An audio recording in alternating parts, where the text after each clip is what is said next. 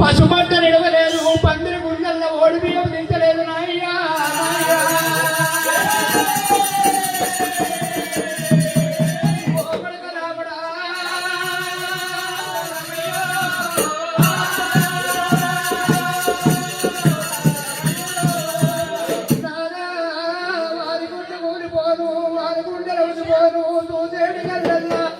సోదురు వడవా ఇద్దరాలు మొగలకు ఎడవాపి పాయ